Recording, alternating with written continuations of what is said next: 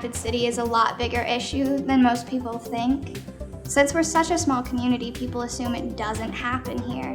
And since we are such a small community, these problems are a lot more manageable. And I think that's why we need to focus on poverty a lot more than we are, because when you live in a small community, it's easier to fix problems because they aren't such a big issue.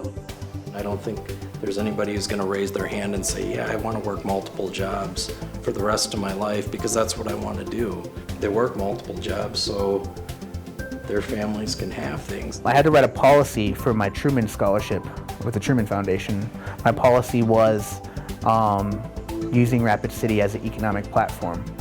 And there is numerous opportunities that we are not utilizing that help impoverished tribal communities come out of poverty. I remember coming out to Rapid City when we were in high school for a track meet.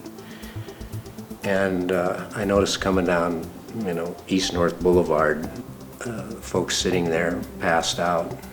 You don't see that as much anymore, but if you get away from some of the more hectic areas of town and you get down along the bike path, you would see at least how poverty impacts portions of Rapid City. I do believe that when the community comes together with Rapid City, as individuals and the city, we come together and we look beyond sex, race, culture. I believe everyone will have a chance. There are a lot of attitudes in this town who think that if somebody is in need of something, that they're a drug addict or an alcoholic or they're lazy. And those are the only three things you'll ever hear. You don't hear like, oh, he lost his job because that factory closed. Or, oh, a tornado wiped out their house. I mean, you don't hear any kind of reasoning other than they're lazy. And I don't get that because not everybody's lazy.